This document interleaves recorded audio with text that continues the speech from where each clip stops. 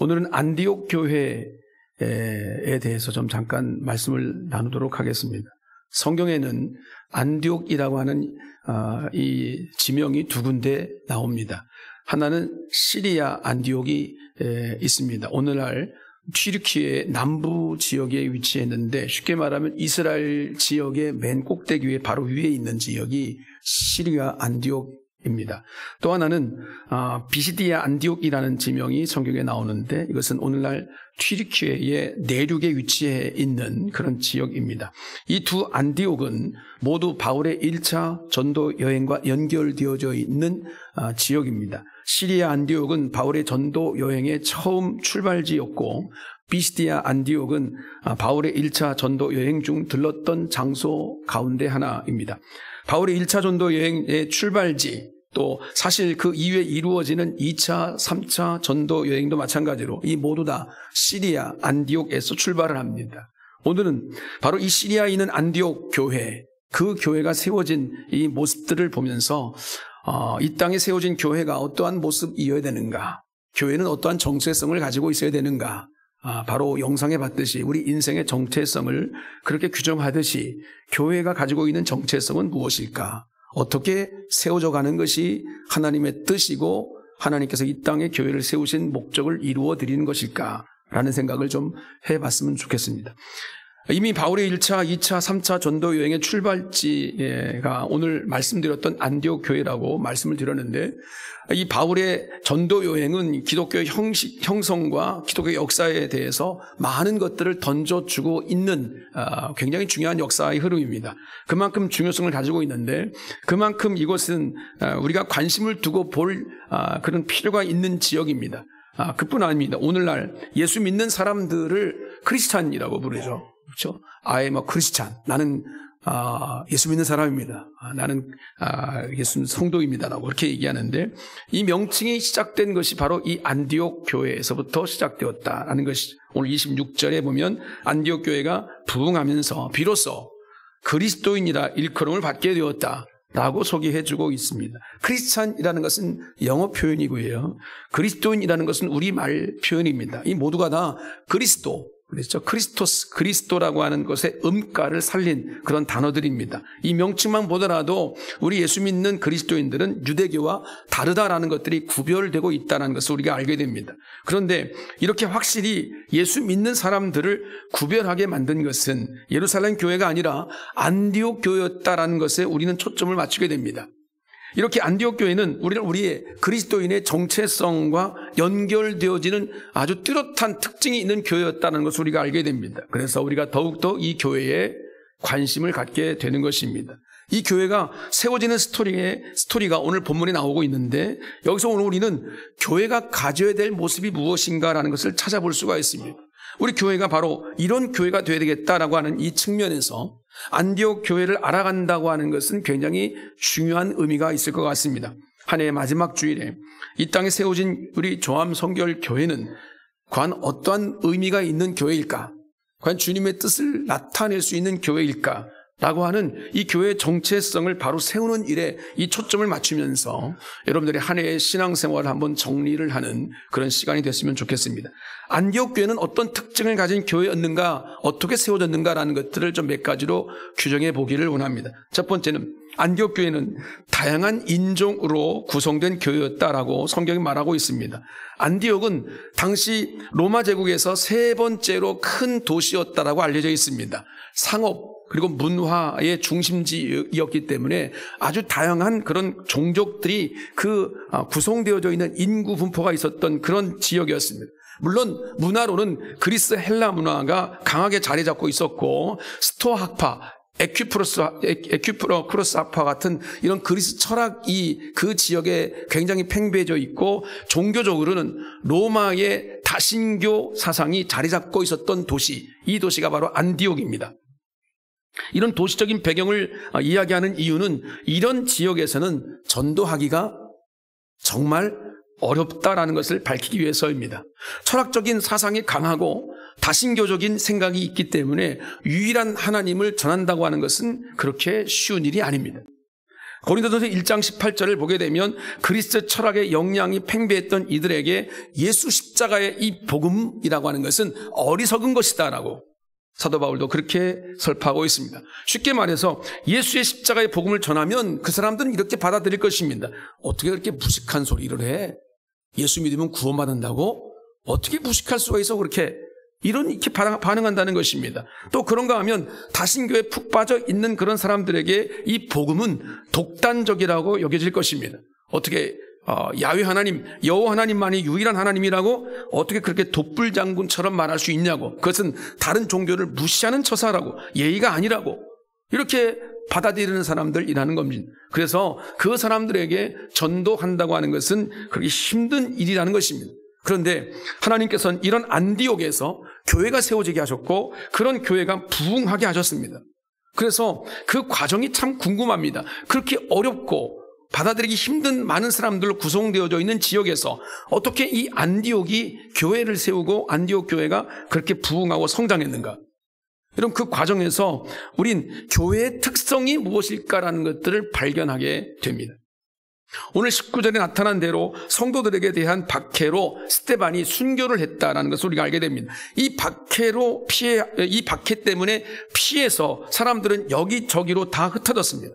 예수 믿는 사람들은 전부 다 예루살렘에 모여있지 못하고 다 흩어졌습니다. 흩어지면서 가는 곳마다 비교적 문화와 사상이 좀 통하는 그런 유대인들에게 먼저 복음을 전하고 그 다음에는 이방인들에게 복음을 전하는 일들이 성경에 나타납니다. 바울도 그랬죠. 그렇습니다. 이것이 복음의 흐름이었습니다. 그러던 중에 20절에서 보듯이 그들 중에 구브로와 구레네 사람 몇몇 명이 안디옥에 이르러가지고 그들에게, 헬라인에게, 이방의 문화에 젖어 있고 철학에 젖어 있는 그 사람들에게 예수님을 전하는 것입니다. 어찌 보면 이 일은 신선하면서도 무모한 도전이 아닐까, 이런 생각을 해봅니다. 그리스 로마 문화 배경을 가진 사람들에게 예수를 전한다고 하는 것은 그동안 전도했던 대상자들이 아닌 그런 사람들에게 전도했다는 점에서 신선한 면이 있는가 하면 그들이 회심할 리가 없다, 그들이 복음을 받아들일 리가 없어, 어림도 없는 일이야 라고 하는 측면에서 무모한 그런 시도였을 것입니다. 그런데 예상 외의 일이 일어났습니다. 21절에 말씀하듯이 수많은 사람들이 믿고 주께 돌아왔다라고 말씀하고 있습니다. 20절은 헬라인에게 예수를 말했다고 했는데, 그런데 수많은 사람들이 주께 돌아왔다라고 말하는 것은 바로 헬라인들이 그렇게 많이 주님 앞에 믿음으로 반응했다, 주님께 돌아왔다라는 것을 의미하고 있습니다. 우리들이 예상했던 것은 완전히 다른 결과가 나타났던 것입니다.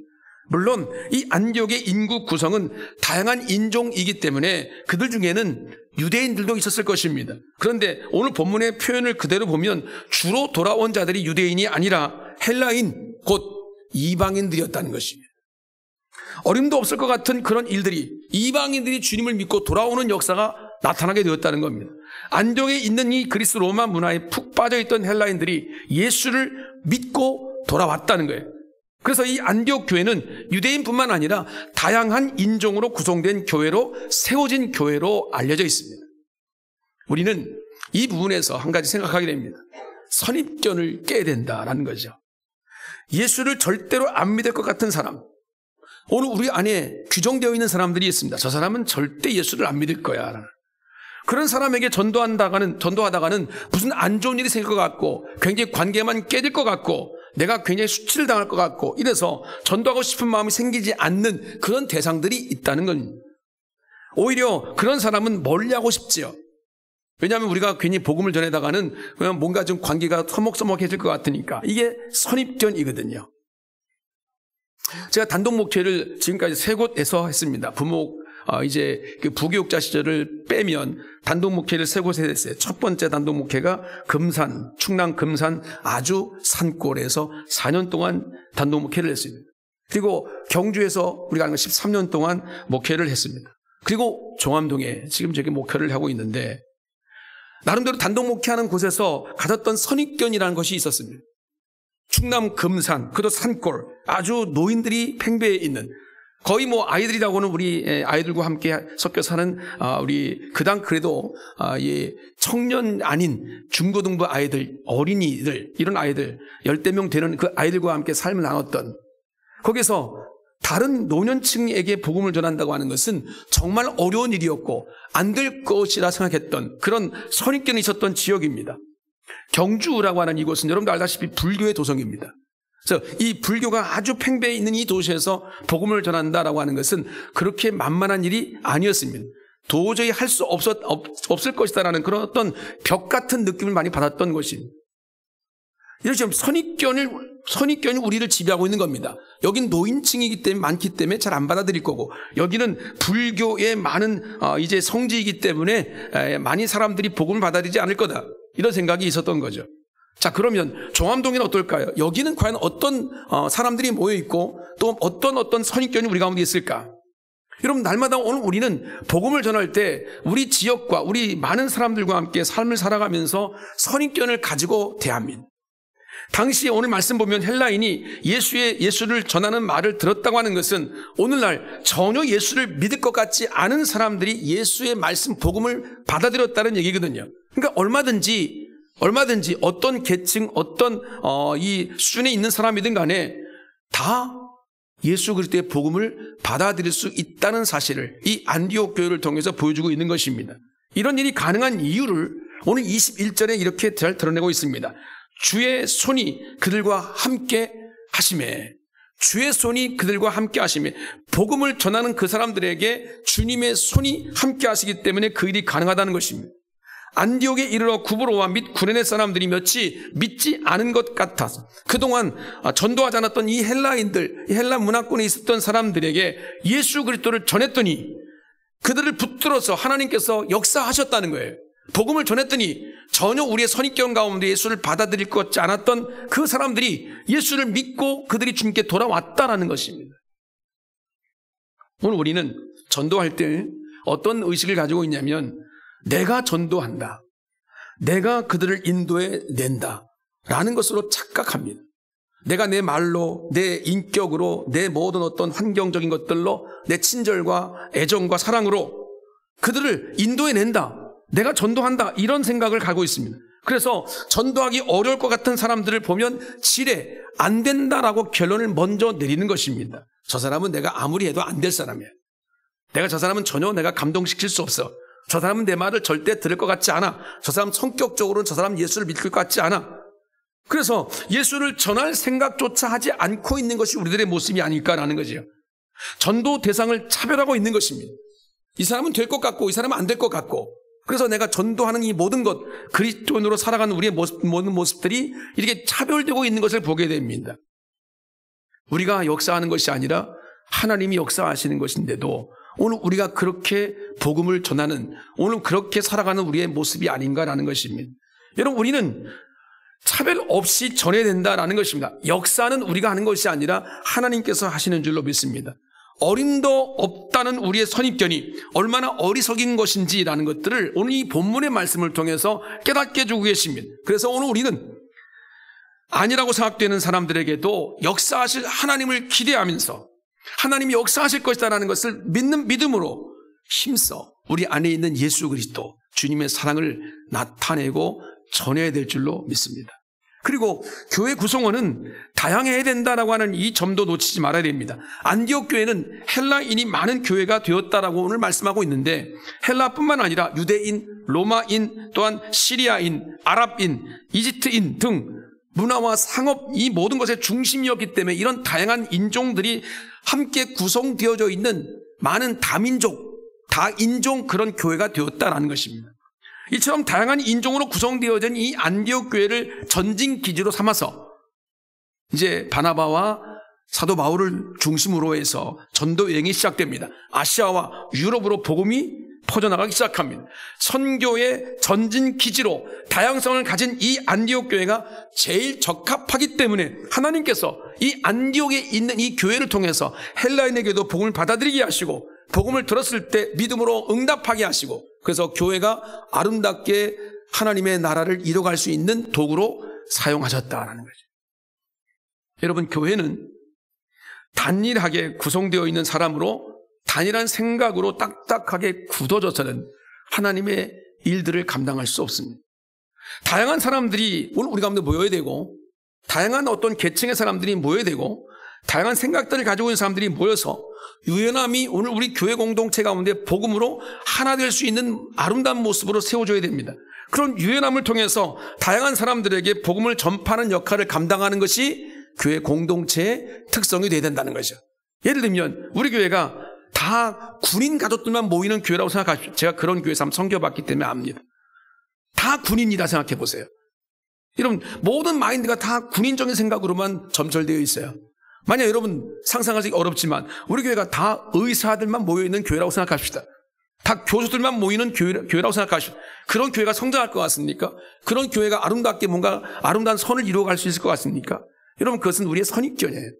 그렇지 않습니다. 교회는 다양한 인종, 다양한 지식층, 다양한 어떤 계층들, 여러분 이 모든 것 남녀노소 할 것 없이 하나님께서 우리 모두를 하나로 묶을 수 있는 어떤 기본적인 유연성을 가지고 있는 것이 교회의 특성이 되어야 된다는 것이죠. 그러기 위해서는 저들은 안 된다, 저들은 어림도 없다라고 하는 이 선입견을 깨야 된다는 것이죠. 그 어떤 차별도 교회에서는 없어야 됩니다. 다양한 신분, 다양한 직군, 다양한 계층, 이 모든 것들이 함께 모여서 형제로 주 안에서 사랑을 나누는 형제로 묶여지는 것이 바로 주님이 이 땅에 교회를 세우신 목적입니다. 그렇다면 안디옥 교회를 보면서 우리 종암성결교회는 과연 그런 다양성을 이루고 있는가 한번 판단해 볼 수 있을 것 같습니다. 우리 교회는 혹시 사람을 차별하고 있지 않은가 라는 것입니다. 많이 배운 사람만 혹시 이렇게 우리가 받아들인다든지, 아니면 돈 많은 사람만 받아들인다든지, 아니면 뭔가 우리가 좀 선호할 만한 그런 사람들만 우리가 받아들인다든지, 이런 것들은 아닐까라는 것들을 한번 생각해 볼 수 있을 것 같습니다. 여러 다양한 사람이 함께 교회를 이루어갈 수 있는 것, 다양한 사람들에게 나아갈 수 있는 교회의 기틀이 된다는 것입니다. 우리가 다양할 때 우리는 세상을 향해 다양하게 나갈 수 있습니다. 오늘 우리가 너무 편협하게 되면 이 편협성 때문에 하나님의 일들을 막아설 수밖에 없다는 사실을 다시 한번 깨달으면서, 하나님, 우리 교회가 그렇게 좀 마음을 넓히고 다양한 아름다운 모습으로 어우러질 수 있는 교회가 될 수 있도록 주님 축복해 주시옵소서. 이런 기도가 우리 가운데 있기를 주의 이름으로 축복합니다. 두 번째는 이 안디옥 교회는 말씀을 착실하게 배우는 교회였다라고 말하고 있습니다.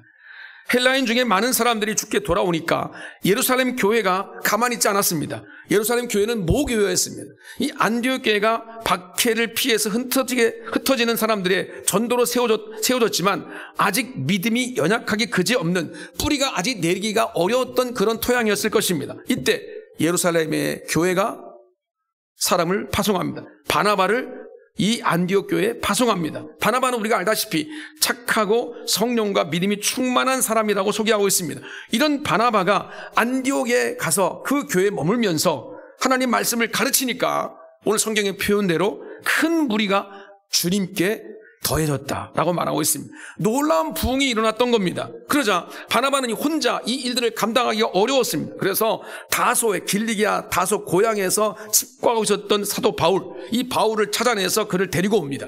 그래서 이 두 사람이 힘을 합해서 1년 동안 이 안디옥 교회를 가르칩니다. 그러자 교회가 더욱더 탄탄해졌습니다. 그리고 이들의 생활에 변화가 일어났습니다. 그런 변화가 일어나니까 믿지 않은 사람들이 이 안디옥 교회 성도들의 변화되는 모습을 바라보면서, 독특한 모습을 바라보면서 그들에게 붙여준 별명이 바로 크리스찬, 그리스도인이라고 하는 이 별명입니다. 여기서 예루살렘 교회가 안디옥 교회로 파송했다라고 하는 이 점이 참 중요합니다. 예루살렘 교회는 모든 교회의 어머니 교회, 모교회였습니다. 오늘날식으로 말하면 총회라고 볼 수 있는 것입니다. 이런 교회의 역할이 필요한 것은 말씀을 가르친 일꾼을 그들 가운데 보내주는 것입니다. 그들의 연약함이 무엇인가를 채워줄 수 있는 어떤 뭔가 하나님의 그 영향력을 공급해 줄 수 있는 소스가 바로 이 총회, 모교회에 있었던 것입니다. 그래서 새로 생기는 교회가 말씀 위에 굳게 서도록 지원해 주는 역할을 이 예루살렘 교회가 했던 것입니다. 예루살렘 교회는 이 안디옥 교회를 지도자로 보내서 이런 모범을 먼저 보여서 지금까지 그 전통을 잘 이어오고 있는 것입니다. 사실 예루살렘 교회는 다른 교회의 일꾼을 파송할 만큼 부유하거나 넉넉한 교회가 아니었습니다. 박해를 피해서 사람들이 다 흩어졌잖아요. 그러니까 예루살렘에는 성도들이 별로 없었습니다. 많은 사람이 흩어졌기 때문에 안디옥 교회가 세워졌다라고 하는 것을 들었을 때 그 박해의 진원지가 예루살렘에서부터 시작된 거 아니겠습니까? 그러니까 예루살렘 교회는 너무 연약했습니다. 사람들도 많이 없었습니다. 그럼에도 불구하고 이 예루살렘 교회는 성령 충만한 그런 어떤 은혜 가운데 결속력을 다지는 그 상황 속에서 더욱더 교회가 힘을 다해서 뭔가 우리가 해야 할 일이 무엇인가를 찾았던 것입니다. 더 안디옥 교회처럼 연약한 교회를 지원해 줌으로 말미암아 하나님의 일을 감당했던 거죠. 그러다가 이 안디옥 교회가 세워졌다는 소식을 듣고 바나바를 그 교회에 파송한 것입니다. 목회자로 파송한 것입니다. 가르치는 자로 파송한 것입니다. 여러분, 말씀을 전한다고 하는 것은 편안하고 조건이 갖춰져서 하는 것이 아닙니다. 오늘 우리도 환경과 여건이 다 돼서 선교하고 전도하는 것이 아닙니다. 하나님께서 우리 가운데 주신 사명이기 때문에 하는 것입니다. 당연히 해야 할 일이기 때문에 복음을 받고 하나님의 사랑 안에 있는 교회는 당연히 전도하고 선교하는 것이 당연하기 때문에 그 일을 하는 것입니다. 여유가 있어서 하는 것이 아닙니다. 남아서 하는 것이 아닙니다. 안디옥 교회는 말씀을 잘 배우는 교회였다고 오늘 성경에 말하고 있는데 예루살렘으로부터 온 이 바나바를 통해서 말씀을 배웠습니다. 바나바가 길리기아 다소에서 데리고 온 이 바울을 통해서 말씀을 배웠습니다.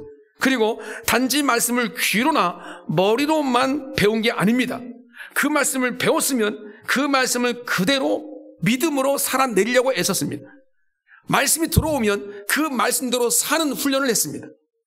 그래서 그리스도인이라는 이 이름 자체가 이 안디옥에 있는 사람들이 안디옥 교회 사람들에게 붙여준 별명이라고 말씀드렸는데 사실 이 별명은 왕따다라는 조롱조가 섞여 있는 별명이었습니다.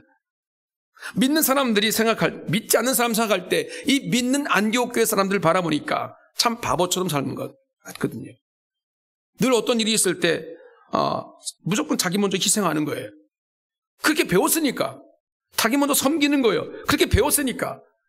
내가 먼저 용서하는 거예요. 그렇게 배웠으니까. 내가 먼저 사랑한다고 말하는 거예요. 그렇게 배웠으니까. 어려운 일이 당할 때 고난을 자처하는 거예요. 그렇게 배웠으니까.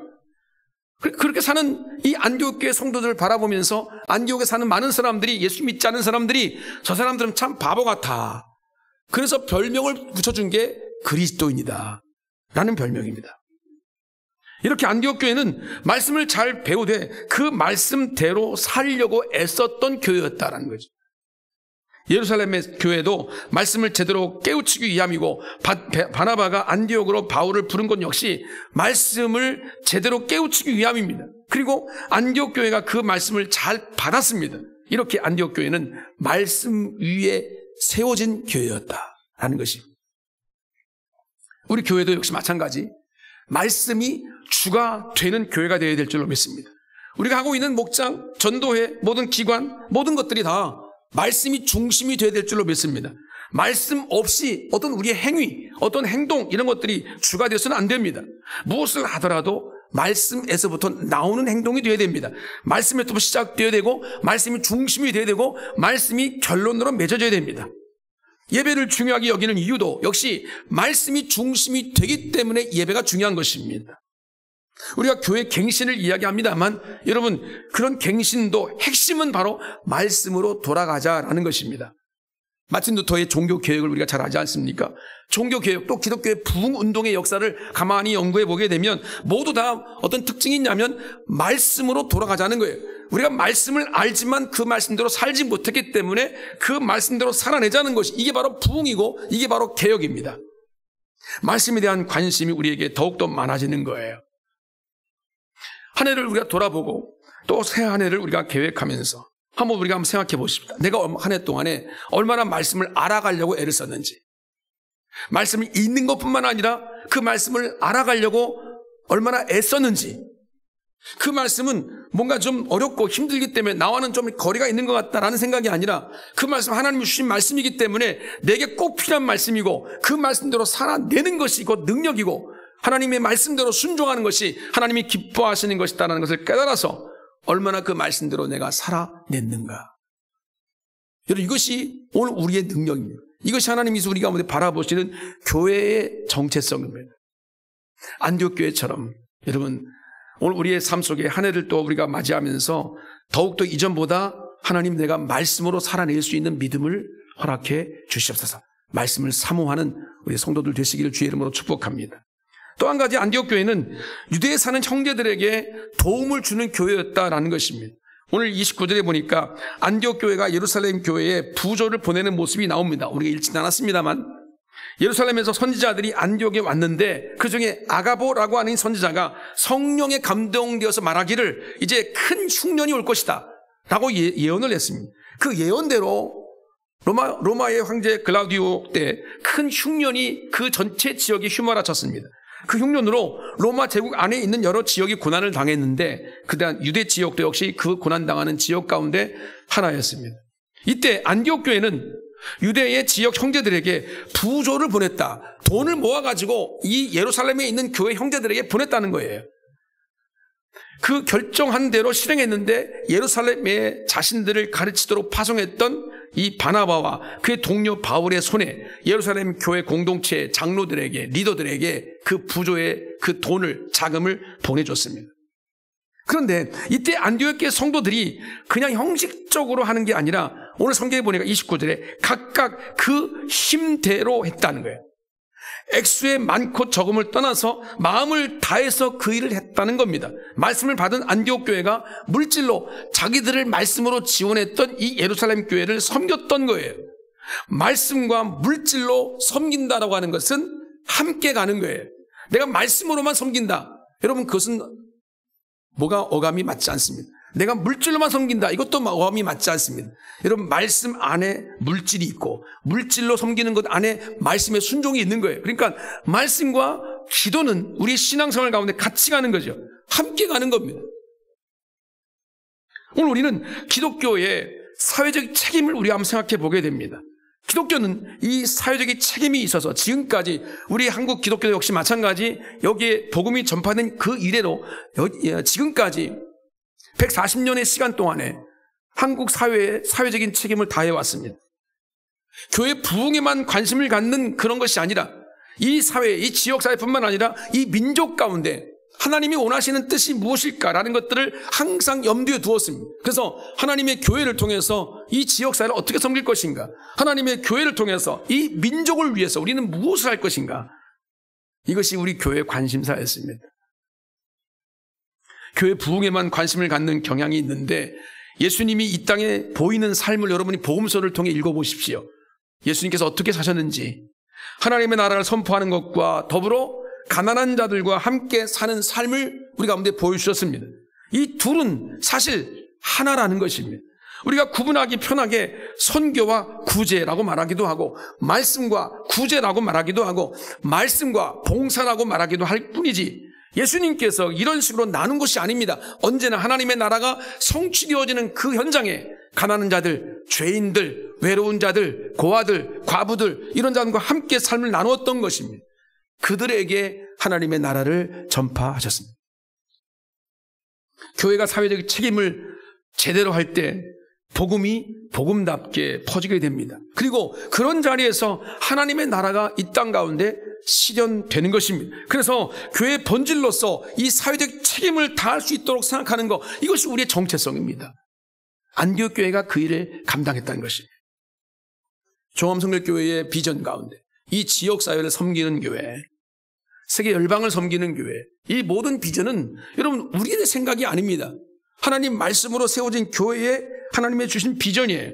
지역사회, 종암동 일대 가운데 우리 교회가 어떤 역할을 감당할 것인가, 이 지역사회 섬기는 일에 우리가 어떤 일로 같이 동참할 것인가, 이 민족이 등불이 되라고 말씀하시는데 우리가 어떻게 이 민족의 등불이 될 것인가, 세계 열방까지 복음을 전하라 말씀하시는데 어떻게 그 일을 감당할 것인가, 이 모든 것들이 다 우리 가운데 맡겨진 사회적 책임을 교회가 감당해내는 일입니다.